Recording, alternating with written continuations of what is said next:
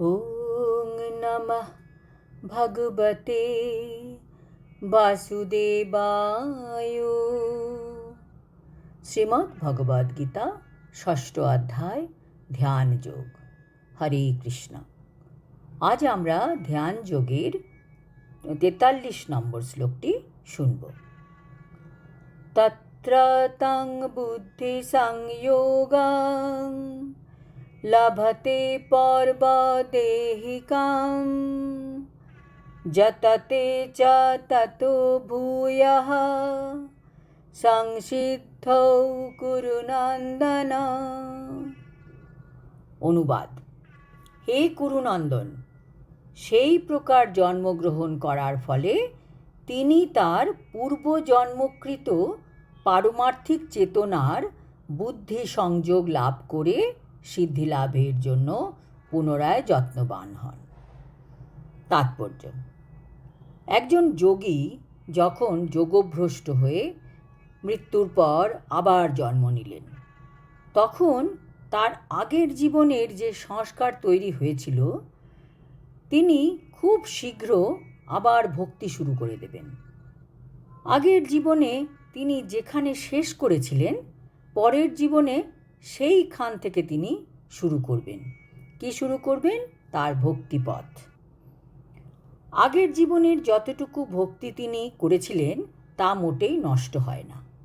ভগবান আমাদের ভক্তিকে রক্ষা করেন।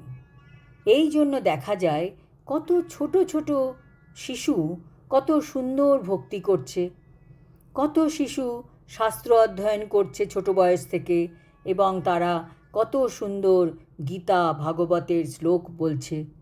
অনেক সময় বড়রাও যেটা পারে না, বাচ্চারা কি সুন্দর মন্দিরে দেখা যায় যে তারা গীতার শ্লোক বলছে, একদম সুন্দর শ্লোকের অর্থ বলছে। কাজেই যে যতটা ভক্তি করবে তা কখনোই নষ্ট হবে না, তা জমা থাকবে। কাজেই আমরা যে মনুষ্য জীবন পেয়েছি, সেই জীবনে শুধু ভক্তি করা যায়, অন্য কোনো জীবনে ভক্তি করা যায় না। এই মনুষ্য জীবনকে আমাদের বৃথা নষ্ট করা একদম উচিত নয়।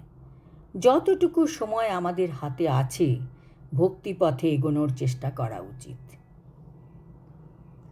পূর্বজন্মের স্বীকৃতি অনুসারে সৎ ব্রাহ্মণকুলে জন্মগ্রহণ করে পারমার্থিক চেতনার বিকাশ করার খুব সুন্দর দৃষ্টান্ত আমরা পাই মহারাজ ভরতের মাধ্যমে। মহারাজ ভরত ছিলেন শশাগরা পৃথিবীর অধীশ্বর, এবং তার সময় থেকেই দেবতাদের কাছে এই গ্রহটি ভারতবর্ষ নামে পরিচিতি লাভ করে।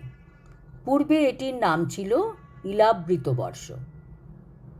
পারমার্থিক সিদ্ধি লাভ করবার জন্য ভরত মহারাজ খুব অল্প বয়সে সংসার ত্যাগ করেন, কিন্তু তিনি সিদ্ধি লাভে অক্ষম হন।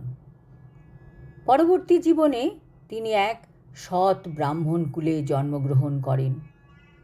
কোনো মানুষের সঙ্গে তিনি মেলামেশা করতেন না এবং কারো সঙ্গে কথা বলতেন না। তাই তাকে সবাই ভাবত যে তিনি হচ্ছেন জড় প্রকৃতির, তাই তার নামও হয়ে গেছিল জড় ভরত। কিন্তু তিনি এটা কেন করতেন? তিনি কোনো জিনিসের প্রতি বা কোনো মানুষের প্রতি যাতে আসক্তি না জন্মায়, তার জন্যই তিনি ওরকমভাবে ব্যবহার করতেন।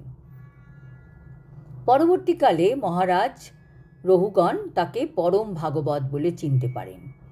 তার জীবনের মাধ্যমে এটি বুঝতে পারা যায় যে পারমার্থিক সাধনা বা যোগ সাধনা কখনোই বিফলে যায় না।